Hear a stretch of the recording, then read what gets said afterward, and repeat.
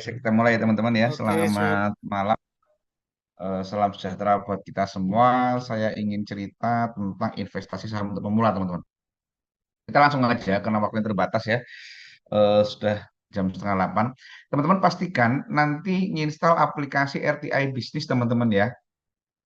Nanti bisa install aplikasi ini, teman-teman bisa lihat di Play Store. Nanti teman-teman bisa apa namanya install, ini free gratis gitu kan, ini free gratis, hanya teman-teman harus daftar emailnya aja nanti sambil jalan teman-teman ya.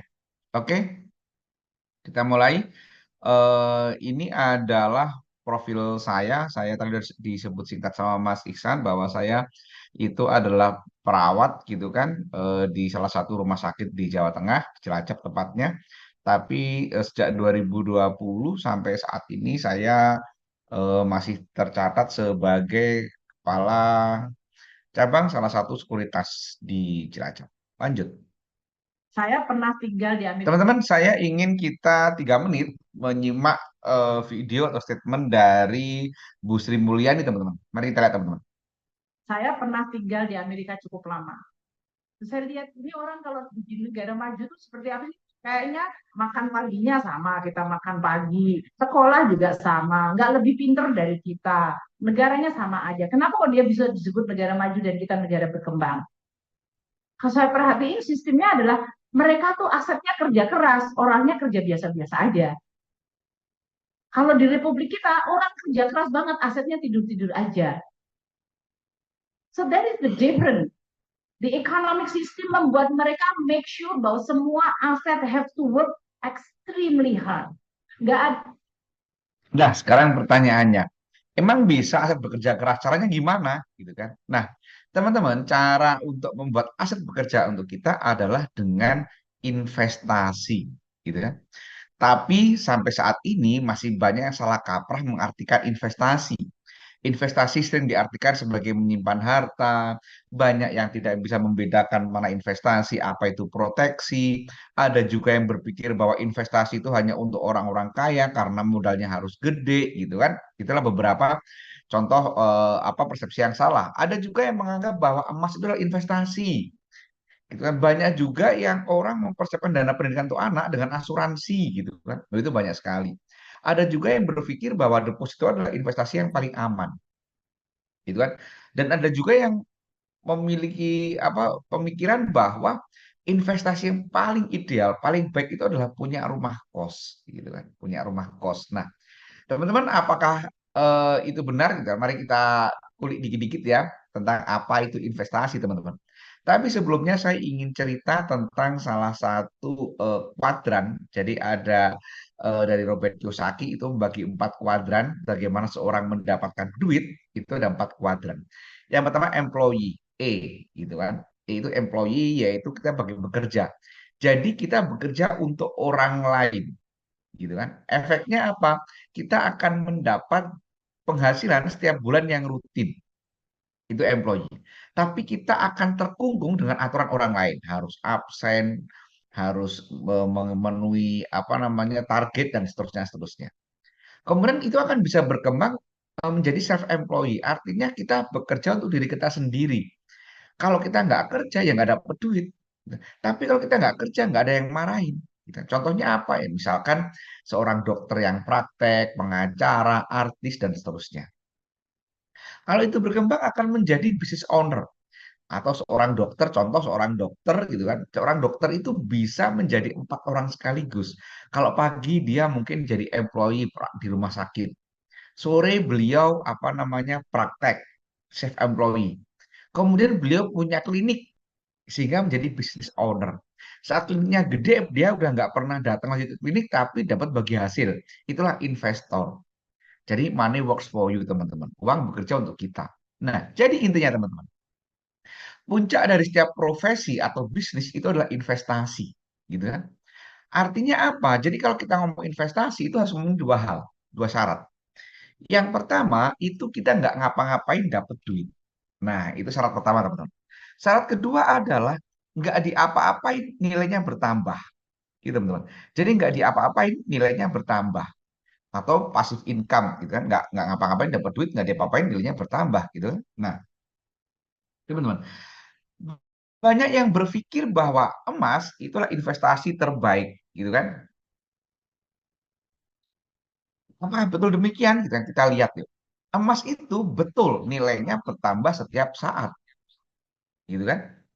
Itu betul sekali bahwa nilainya bertambah setiap saat, gitu kan? Tapi dia tidak memenuhi syarat kedua. Apa itu? Nggak diapa-apain nilainya bertambah. Dia nggak bisa seperti itu. Kalau nggak diapa-apain, jumlahnya ya tetap aja segitu-gitu aja. Punya emas 1 ons, gitu kan? Itu selama 10 tahun tetap 1 ons, nggak nambah, gitu kan? Meskipun nilainya bertambah. Dan kalau nggak diapa-apain, emas itu tidak bisa memberikan imbal hasil. Jadi kita nggak bisa mengharapkan mendapat penghasilan dari emas itu nggak ada ceritanya. Kita hanya bisa mengharap kenaikan nilai dari si emas ini, teman-teman. Nah, jadi dari cerita tadi kita bisa menyimpulkan bahwa emas itu bukan investasi, teman-teman. Tetapi emas itu proteksi. Kita harus punya emas. Tapi jangan dikatakan itu investasi, tapi proteksi.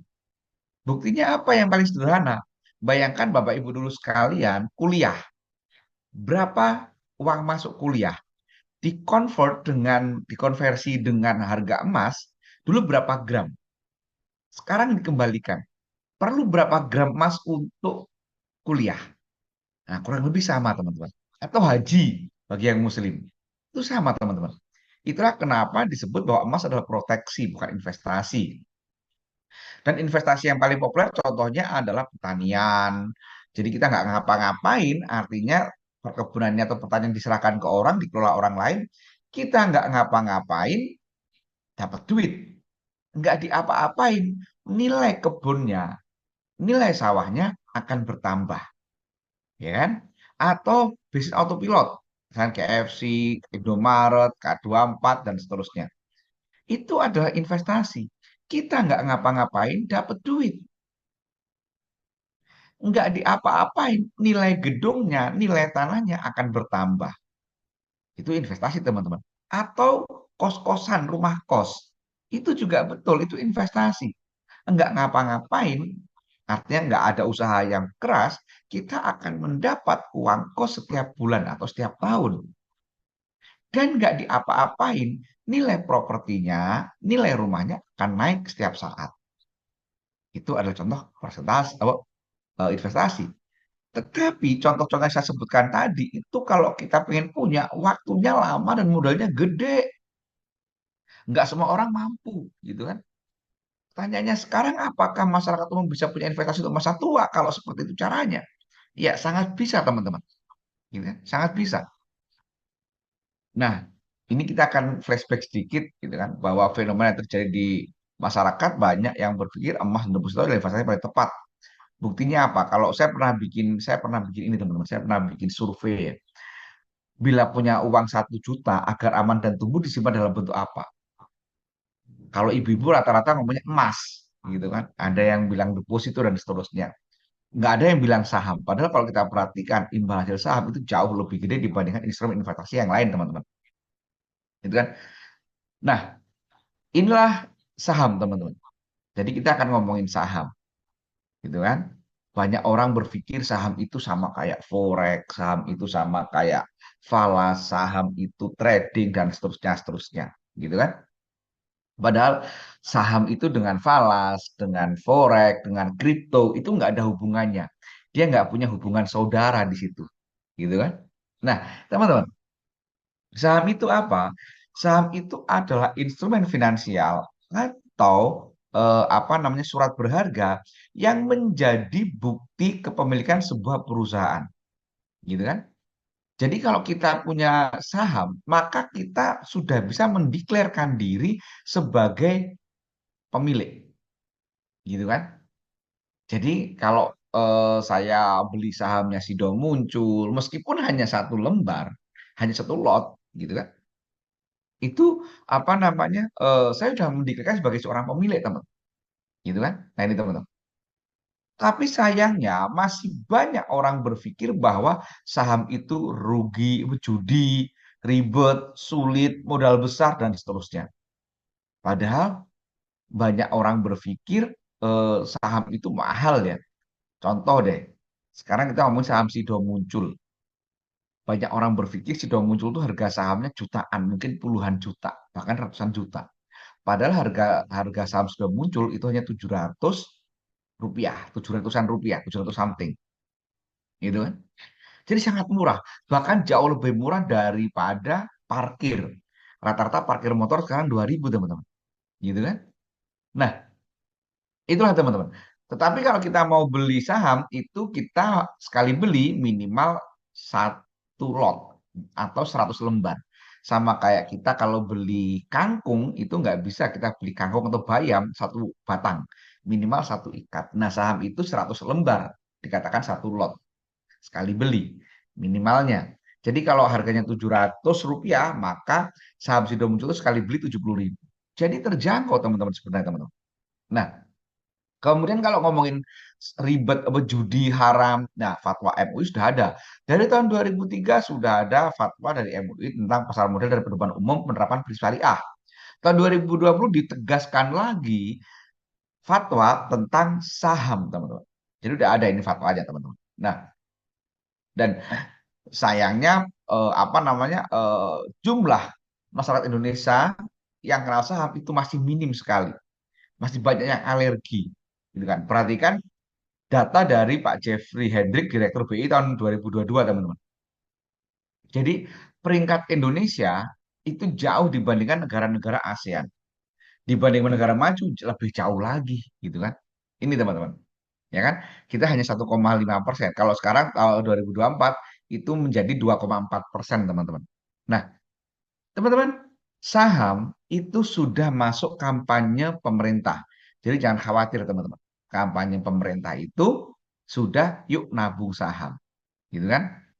Jadi sudah bukan lagi yuk nabung deposito atau di bank. Sejak tahun 2015 zamannya Pak Jokowi JK itu sudah apa namanya? Sudah kampanyenya yuk nabung saham, teman-teman.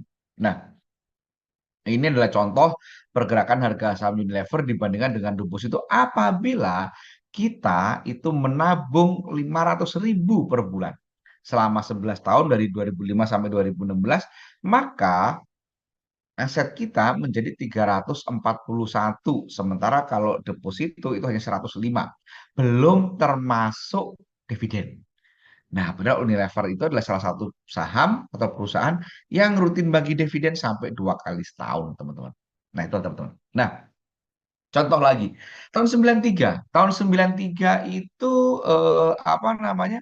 Tahun 93 itu harga saham atau harga motor Tiger Honda Astra, Astra itu bikin motor Tiger, teman-teman. Pertama kali rilis tahun 93 harganya 8 juta. Nah, ini ada slide yang kelewatan, teman-teman ya. Jadi, kalau dibiarkan saja tanpa diapa-apain, saham 8 juta yang dibeli tahun 93 itu tahun 2020 itu nilainya sudah setara dengan Honda HR-V. Belum termasuk dengan dividen. Nah, itulah yang disebut dengan nggak ngapa-ngapain dapat duit, dapat dividen. Nggak diapa-apain nilainya bertambah dari apa namanya dari 8 juta menjadi sekian ratus juta. Itu teman-teman. Ada cerita menarik juga teman-teman dari salah satu alumni Profita Institute, itu orang tuanya itu adalah mantan karyawan BUMN. Tahun 90-an akhir si apa namanya si BUMN ini tempat Bapak ini bekerja itu IPO.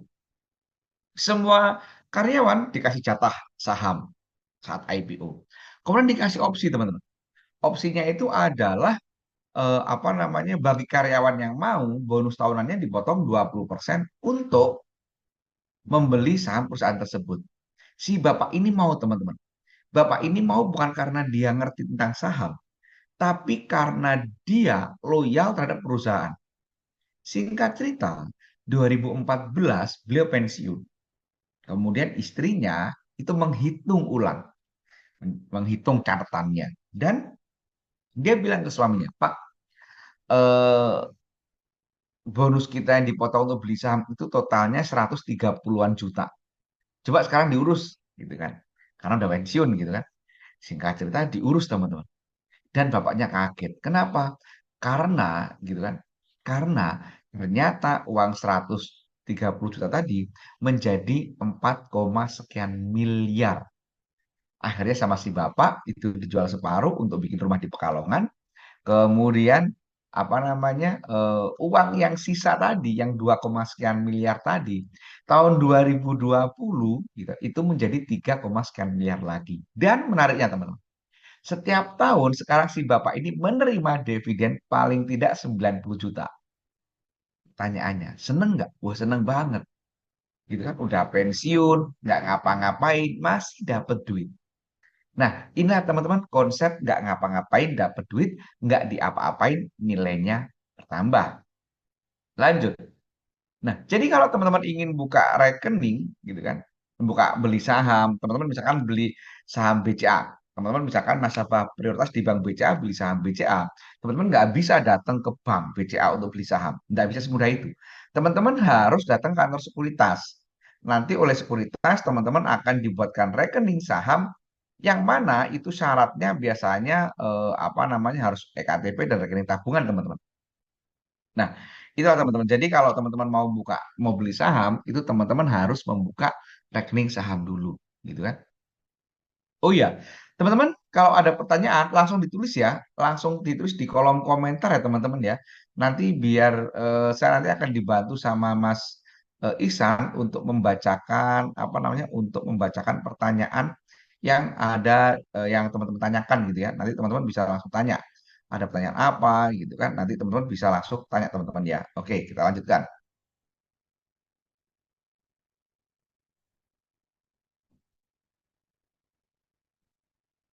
Oke, teman-teman. Risiko saham itu jauh lebih kecil dibandingkan bisnis konvensional, teman-teman. Ya kan? Lebih lebih risikonya lebih kecil dibandingkan bisnis konvensional, gitu kan? Contoh, kita ambil contoh teman-teman ya. Ini kita ambil contoh buka cafe shop yang kecil-kecilan ya. Buka kedai kopi. Kita buat modal 100 juta, ya, 100 juta. 100 juta itu untuk apa saja? Ini kita buat misalkan untuk sewa tempat 25 juta, renovasi 15 juta dan seterusnya seterusnya sehingga 100 juta tadi habis. Nah, pertanyaannya, si kafe ini atau si kedai kopi ini setiap nah, misalkan teman-teman, si perusahaan ini atau si kedai kopi ini mencatatkan net profit apa namanya 5 juta per bulan. Apakah dia udah untung? Belum, teman-teman. Kenapa belum untung? Karena belum BEP, belum break even point, gitu kan? Belum balik modal. Kapan balik modalnya? Ya nunggu 20 bulan. Berarti dia dikatakan profit setelah bulan ke-21, gitu kan? Nah, itu kalau konvensional, di konvensional. Jadi nunggunya lama, kan nunggu BEP. Sementara, gitu, kalau misalkan, oh ya, nanti sambil berjalannya waktu, ternyata ini kafenya ramai akan dapat surat cinta. Dari siapa? Dari pajak. Belum lagi nanti eh, jasa keamanan dari preman dan seterusnya gitu kan.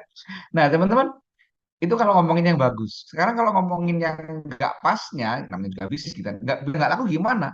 Udah diusahakan pakai promo, pakai boost IG dan seterusnya. Ya udah kita tutup. Tanyaannya, modalnya gimana? Apakah bisa tadi eh, catnya dipotong apa diambil, dikletek, dijual kiloan? Tentu nggak bisa, teman-teman, gitu kan. Seragam karyawannya diambil dijual gitu ya nggak bisa juga, gitu kan. Nah, jadi intinya kalau bisnis konvensional itu kalau rugi ya rugi waktu, rugi duitnya, makan hati, gitu kan. Nah, sementara kalau saham itu teman-teman, saham itu sama kayak emas. Jadi apa namanya, saham itu sama kayak emas. Jadi teman-teman, misalkan nih saya sebut partisipannya ya, saya sebut misalkan misalnya ada Pak Kusnandar Nandar atau Pak Muhammad Nasir gitu kan. Ini misalkan beli emas saat ini harganya 1 gram misalkan 1 juta. Kemudian Pak Kusnandar ini membeli emas sebanyak 1 ons atau 100 juta. Minggu depan harga saham harga emas turun gitu kan, turun menjadi 800 gram 800 ribu per gram. Tanyaannya, apa Pak Kusnandar rugi? Banyak yang berpikir, ya rugi. Padahal nggak rugi. Kenapa kok nggak rugi? Selama emasnya masih di tangan, nggak rugi. Baru potensial rugi. Dikatakan rugi bila harganya turun, dijual. Iya kan? Nah, itu teman-teman. Kemudian, apa namanya, apa kalau misalkan 2 bulan lagi harga emas itu naik, gitu kan? Naik menjadi 1.500.000 per gram. Apakah udah untung Pak Kusnandar? Belum. Kenapa kok nggak untung? Karena belum dijual, gitu kan? Nah, itulah teman-teman. Jadi dikatakan untung gitu kalau sudah ada transaksi, gitu ya. Itu teman-teman. Saham pun sama. Kalau kita beli harga saham, misalkan tadi saya sebutkan Sido muncul harganya 700, misalkan Pak Rudi, ini ada Pak Rudi sama Pak Setio, beli harga 700, gitu kan. Kemudian harganya turun, gitu kan. Apakah rugi? Enggak rugi, selama masih di tangan saham Sido munculnya, gitu kan. Itu teman-teman. Toh kalau nggak dijual, dibiarkan setahun akan dapat dividen, dapat bagi hasil teman-teman. Ya enggak? Nah, itulah saham teman-teman. Jadi resikonya itu jauh lebih kecil dibandingkan bisnis konvensional. Gitu kan? Oke, lanjut next. Nah, sekarang teman-teman pertanyaannya, teman-teman kalau mau beli saham saham yang seperti apa sih? Nah, ini kita akan praktek teman-teman. Saya akan praktek teman-teman apa namanya? Ini ada yang udah nulis di kolom question and answer ya. Ini Mas Iksan, selamat malam ya, selamat malam Mas, gitu kan? Ini bisa saya jawab, gitu kan? Gitu. Oke. eh Teman-teman bisa buka itu dulu, bisa buka apa namanya aplikasi tadi RTI. Kalau belum, ini saya kasih waktu untuk install aplikasi RTI, teman-teman. Ada yang mau nanya, ada yang bingung. Jadi ini saya akan kembali ke back semula. Ini akan saya tunjukkan ini teman-teman. Apa namanya teman-teman install aplikasi ini dulu teman-teman. Nah ini teman-teman. Nah ini teman-teman. Silakan diinstal dulu ya. Saya kasih waktu ya mungkin 2-3 menit. Silakan. Mas Isan mungkin boleh akhir sampaikan Mas Isan sambil nunggu teman-teman install aplikasi RTI-nya.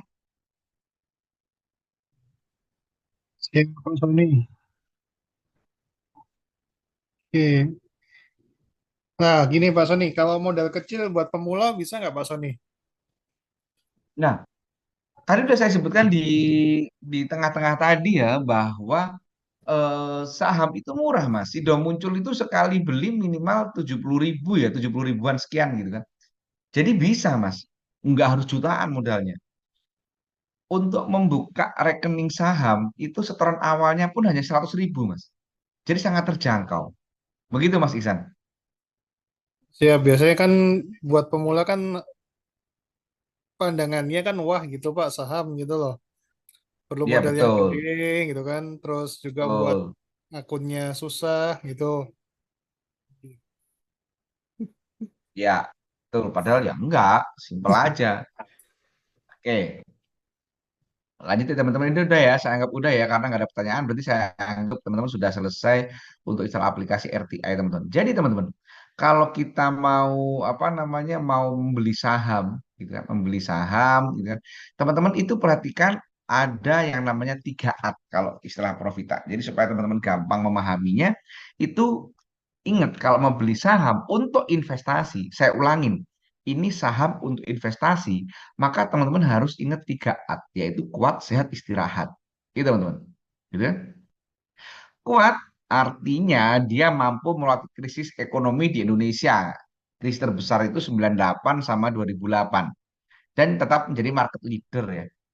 Artinya, carilah perusahaan yang berdiri sejak sebelum 2008. Minimal. Syukur-syukur bisa berdirinya itu sebelum 98, teman-teman.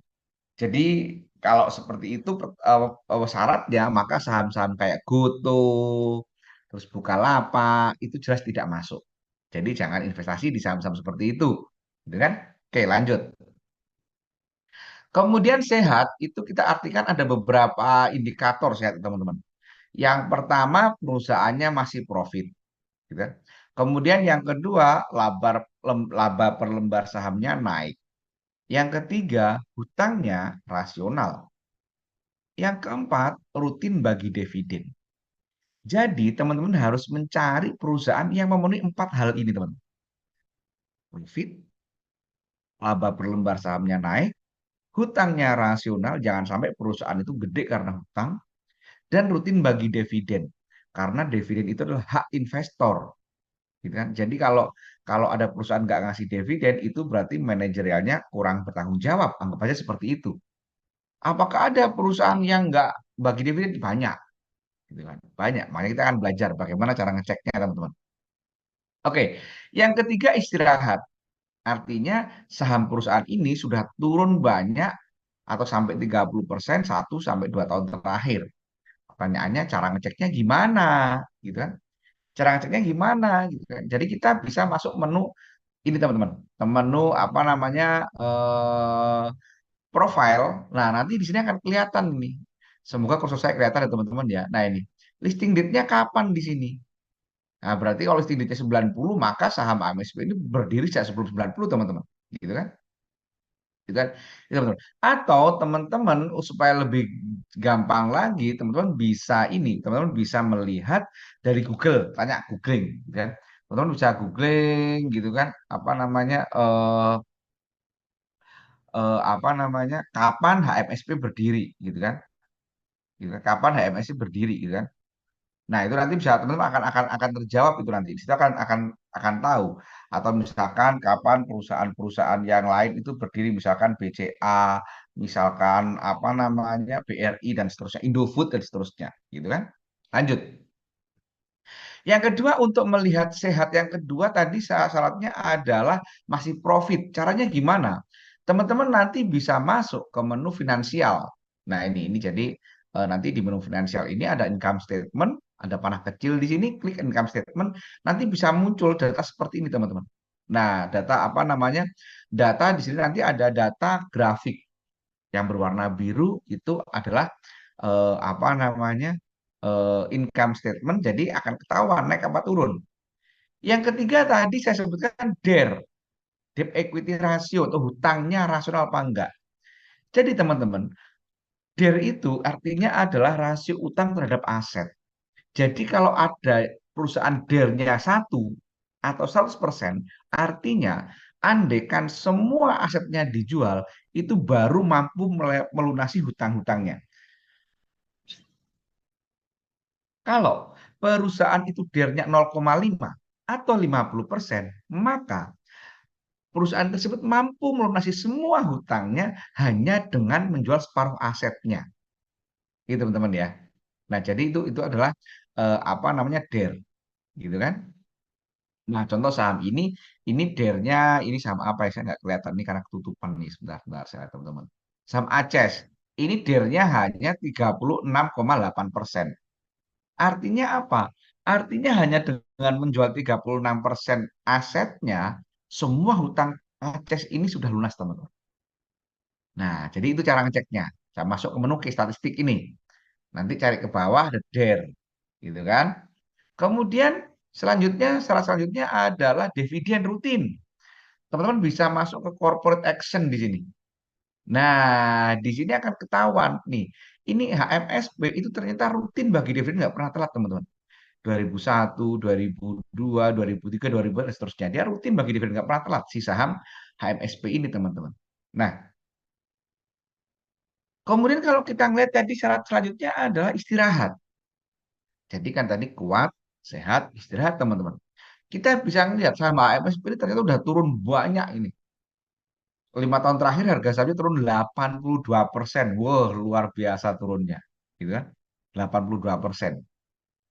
Maka ini sudah istirahat. Cuman ini hanya contoh, teman-teman ya. Sekali lagi ini contoh, contoh soalnya HMSP. Teman-teman bisa ngelihat tadi kapan berdirinya. Kalau berdirinya jelas sudah lama ya, ini ya pasti HMSP ya, Sampurna ya. Kemudian bagaimana labanya, bagaimana hutangnya, bagaimana dividennya. Nah, teman-teman cek sendiri. Yang jelas HMSP sudah istirahat karena 5 tahun terakhir ini gitu kan dia sudah turun sampai 82%. Lanjut. Jadi teman-teman kalau ingin memulai berinvestasi saham, pastikan saham tersebut kuat, sehat, istirahat. Teman-teman bisa cek sendiri caranya tadi. Nanti teman-teman bisa minta bagi teman-teman yang di sini, nanti bisa kontak Mas Iksan ya Mas Iksan ya untuk mendapat materi ini. Supaya kalau teman-teman nanti lupa bisa ngeliat lagi materinya gitu kan. Oke. Oke, next. Jadi sangat mudah teman-teman. Ternyata investasi saham itu sangat mudah. Nah, pertanyaannya sekarang, Mas, dari tadi yang dibahas kok investasi terus toh, dividen tok toh. Sementara aku kepengen dapat penghasilan tambahan, gitu kan? Gitu kan? Bagaimana aku supaya bisa dapat penghasilan tambahan, gitu kan? Dari saham, gitu kan? Nah, teman-teman, jadi kalau di Profita itu membagi trader, membagi saham atau pelaku saham menjadi empat. Yang pertama investasi. Tadi udah kita jelaskan materinya, udah kita jelaskan teorinya. Yang kedua nanam padi, yang ketiga nanam sayur, dan yang keempat day trading. Nanam padi itu ya seperti orang nanam padi, teman-teman. Beli sekarang, nanti jualnya 2-3 bulan, 1-2 bulan kemudian. Nanam sayur itu beli sekarang, jualnya 1-2 minggu kemudian, gitu kan. Dan semua yang nanam padi dan nanam sayur itu tidak nanam jati, itu tidak mengganggu pekerjaan. Saya seorang ASN yang sehari-hari merawat pasien, gitu kan. Jadi nggak mengganggu pekerjaan. Kecuali yang nomor 4, day trading. Nah, kalau day trading ini jelas, ini adalah orang-orang yang memang harus fokus, apa namanya, eh, harus fokus ngamatin laptop ya seperti yang digambar ini, teman-teman. Dan ini menurut saya tidak bisa dilakukan oleh orang-orang yang punya pekerjaan utama. Ibu rumah tangga pun ya jangan seperti ini. Ini pokoknya kalau day trading itu ya memang harus orang-orang yang kerjanya seperti itu, gitu kan. Nah, teman-teman, contoh, ini fakta. Saham Pegas. Saham Pegas itu ya kita banyak, hampir semua dari kita adalah pelanggannya ya. Ini pernah mencatatkan kenaikan dalam waktu 3 bulan, itu mencatatkan kenaikan 100%. Gitu kan. Kemudian saham JPFA, ini dalam waktu 7 bulan, ini dia mampu menaikkan harga sahamnya sebanyak 244%, teman-teman. JPFA. Kemudian saham agro itu dalam waktu apa namanya 3 bulan itu harga sahamnya naik sebanyak gitu, sebanyak berapa tadi? Sebanyak 265%, teman-teman. Nah, inilah teman-teman. Dan ini kan enak toh, beli sekarang jualnya 3 bulan kemudian dapat imbal hasil sampai 200% gitu kan. Itu kan luar biasa. Coba bandingkan dengan deposito. Sekarang deposito itu sekitar di angka 5, biar gampang ya kita hitung 5% gitu kan.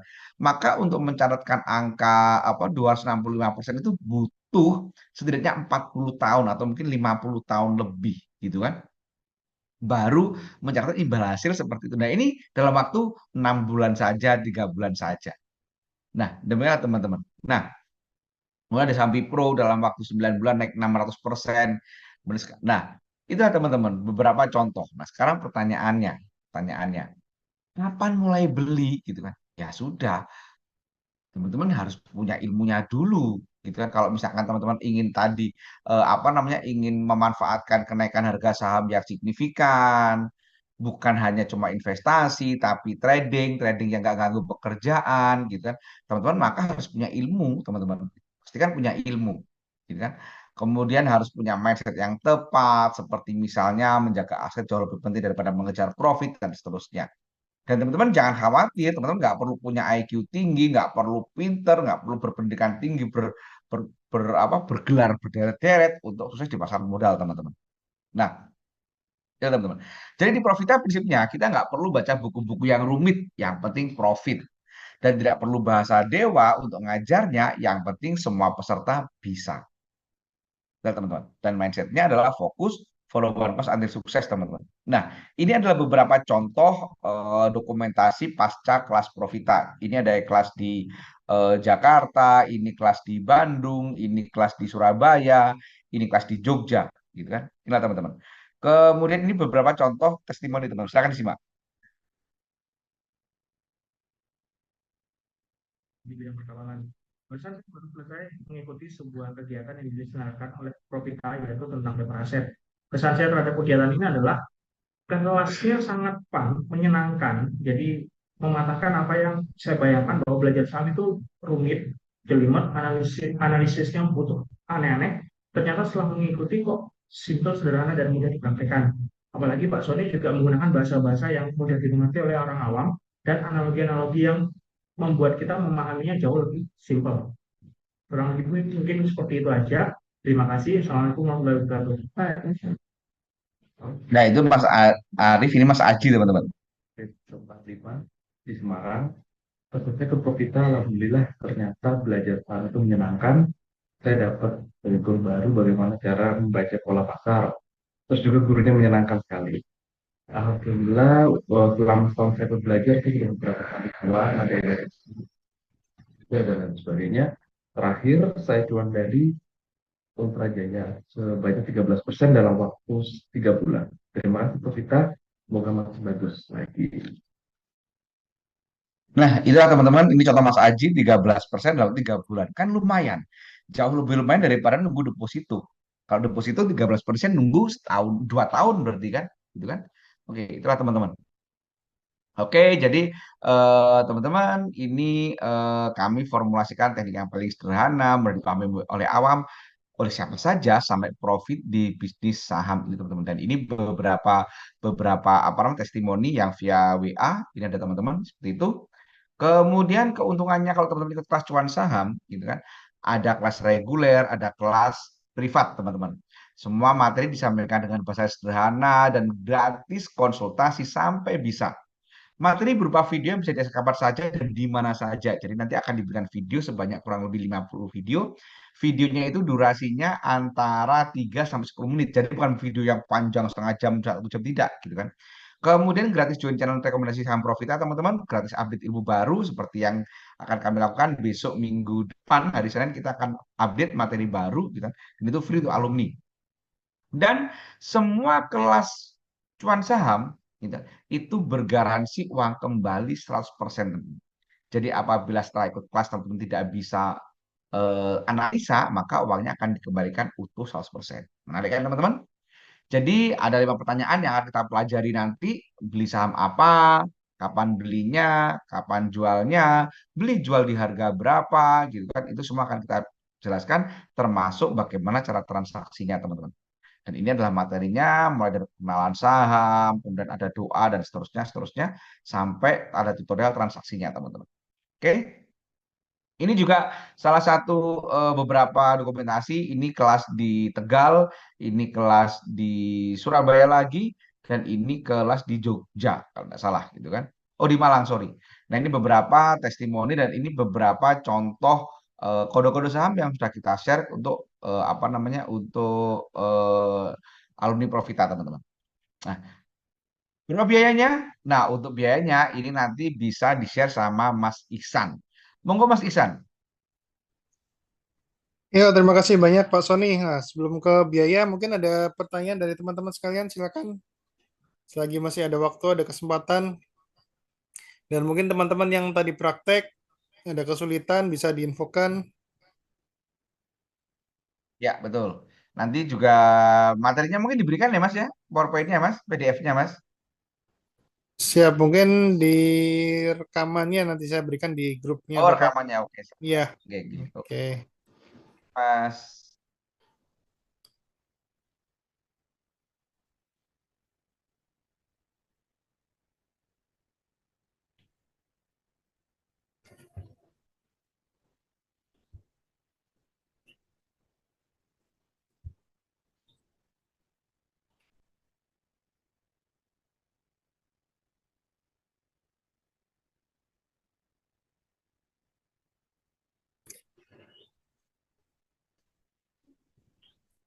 Oke, jika tidak ada pertanyaan, saya lanjutkan saja ya teman-teman semua. Nah, Oke, siap. menyambung dari Ya, Pak Mas. Sony tadi, nah berapa biaya dari kelasnya cuan saham? Nah, di sini ada beberapa materi kelas cuan saham.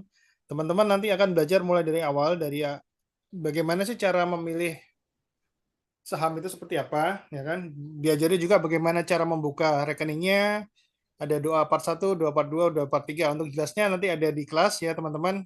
Dan bagaimana untuk mendeteksinya. Nah, teman-teman juga nanti bisa praktek. Nah, biasanya sih ada yang cuma punya HP aja nih, bisa nggak sih kita praktek pakai HP? Bisa. Kalau mau lebih luas lagi, daripada tulisannya kecil-kecil, bisa pakai praktek pakai laptop, bisa. Jadi mau pakai HP, mau pakai laptop, teman-teman bisa trading di sana. Dan juga nanti yang paling penting adalah kita belajar juga tentang fundamental saham, di mana dengan kita mengetahui fundamental saham yang bagus, yang benar, insya Allah profitnya juga semakin cepat ya Pak Sony ya. Insya Allah. Oke, siap. Dan juga nanti ada juga tutorial untuk menentukan support resistannya seperti apa. Juga ada beberapa teknik rahasia dari kelas cuan saham yang tidak ada di luaran sana. Dan juga teman-teman akan dibantu, dibimbing untuk praktek langsung menentukan tren saham seperti apa. Jadi gini, dari pengalaman ada yang punya karakter masing-masing. Ada yang swing, ya kan? Ada yang suka day trading, ada yang suka investasi. Nanti teman-teman bisa memilih sahamnya sesuai dengan karakteristik teman-teman. Nah, dengan semua fasilitas dan materi, ada free update-nya juga, ada rekomendasi saham, berapa investasinya. Nah, investasinya dari harga normalnya 3,5 juta, sangat terjangkau banget. Namun, bagi teman-teman yang masih stay di Zoom malam kali ini, buat teman-teman investasinya hanya 1.497.000. Bagaimana cara pendaftarannya? Nanti untuk lebih lanjut akan saya sampaikan di grup ya, teman-teman. Begitu Pak Sony untuk informasi Siap. kelasnya. Oke, Nah, Mas. untuk informasi juga ada sesi live Zoom juga ya Pak nanti untuk materi Siap. kelas. Ya, ada Ada, materi Mas. kelas. Nah, nanti bisa praktek, juga bisa konsultasi langsung dengan Pak Sony, bisa sharing dengan alumni-alumni yang lain. Sudah ada ribuan alumni tersebar di seluruh Indonesia, baik di luar negeri juga ada ya Pak Sony ya. Ada. Kita pernah privat itu dari Rusia. Maksudnya orang WNI tinggal di Rusia ya. Swiss, Selandia Baru. Ada dua Selandia Baru. Qatar itu ada beberapa karena banyak yang orang oil yang di sana. Kemudian ada yang dari Afrika Selatan juga, Mas. Macam orang orang Indonesia ya. Gitu kan. Nah, Jadi siap. kalau jadi sama orang Rusia itu lucu, Mas. Yang sama orang Swiss sama Rusia itu lucu. Jadi beliau bisanya itu malam, tengah malam. Karena beliau baru santainya malam, di sini udah dini hari. Jadi saya tidur dulu, nanti bangun, kita privat. Gitu, Mas. Siap. Nah, gini pertanyaan lagi Pak Sony. Latar belakang untuk bermain saham itu pengaruh nggak? Kayak masih pelajar, ibu rumah tangga, karyawan, Oh bisa nggak? enggak, alumni Profita yang paling kecil itu kemarin baru privat ya. Ini baru privat, saya sampai kaget ya. Ada anak kelas kelas 9 itu kelas berapa? Kelas 9 itu? Kelas 3 SMP berarti ya. 3 SMP ya. Itu dia bisa sangat lancar. Dan dia udah profit di saham TUWR. Nah, gitu kan. Itu Mas. Terus kemudian rekor tertua itu Oma Chandra namanya. Itu dari Surabaya. Itu umurnya 69 tahun Mas. Jadi rentang nggak usah khawatir teman-teman. Jadi usia berapapun bisa, karena dari latar Ya. belakang apapun bisa ya Pak Sony ya.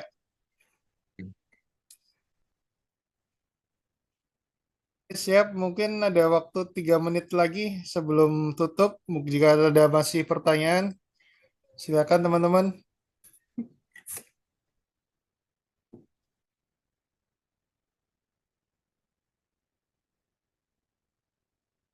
Di Senin besok ada update materi Pak ya. Iya untuk alumni Mas ya. Bukan untuk Siap, teman-teman, tapi untuk alumni. siap.